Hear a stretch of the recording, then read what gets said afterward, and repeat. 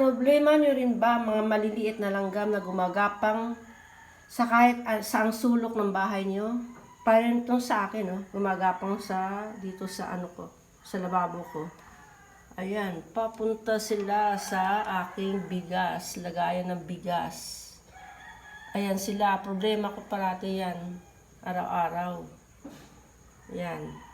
Kaya, nag-imbento ako, gumawa ako ng paraan kung paano sila mawala, mamamatay. Namamatay sila sa isang simpleng solusyon lang. Napakamura lang, kayang-kaya nyo yan. Kasi mayroon naman kayo sa bahay nyo yan. So, ito ang matipid at epektibong solusyon. Unang-una, mag-prepare ng 100 ml na tubig, 1 tablespoon na dishwashing liquid, 1 tablespoon na cooking oil or kahit anong oil, 1 tablespoon na vinegar. Ayan. Ito yung mga ingredients. Yung mga solusyon niya. Isang spray bottle, dishwashing liquid, vinegar, saka oil. Tigi isang kutsara sila. Paghalo-haluin lang sila dito sa 100 ml na water. Gagamit kayo ng imbudo para hindi siya matapon. Yan siya. Puno yung kutsara, kailangan puno yung kutsara. Tapos 1 tablespoon na vinegar. Tapos 1 tablespoon na oil. Ayan siya, 1 tablespoon na oil. Simpleng-simple lang, paghahaluin mo lang sila. Ayan siya. Halo-haluin lang yan.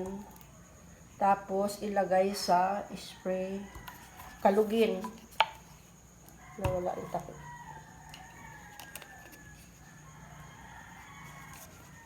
Kalugin siya. Tapos, ilagay sa spray bottle.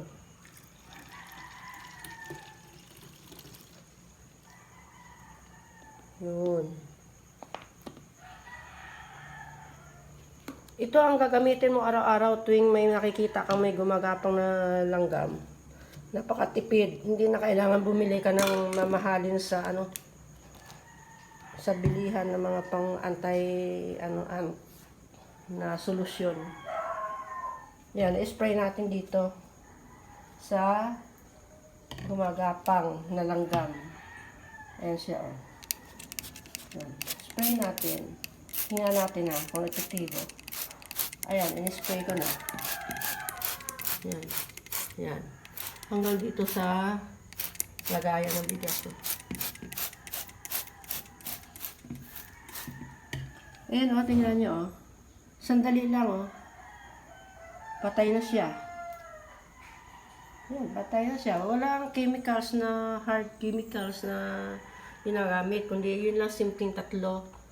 1 tablespoon na oil, 1 tablespoon na vinegar, and 1 tablespoon na dishwashing liquid sa 100 ml na tubig. Ayan, patay na siya. Minsan na mga yan, sa mga wall yan sa mga lamesa, sa mga pagkain. Kahit patak lang na pagkain na napunta sa lababo, talagang maya-maya, nandyan na, ang dami nila. Kumpul-kumpul sila. Dito yan, sa wall ko, yan, dyan. Sila gumagapang dati, yan. Kaya tuwing may makikita akong may naglalakad ng mga langgam, ayan, ganyan na kagad ang ginagawa ko. Hanggang dyan sa, sa wall, lamesa, table ko, kailangan, yan, ganyan. Kahit nga sa kaldero, Kaya, yun ang naimbento kong solusyon. Thank you. Sana makatulong sa inyo. Thank you.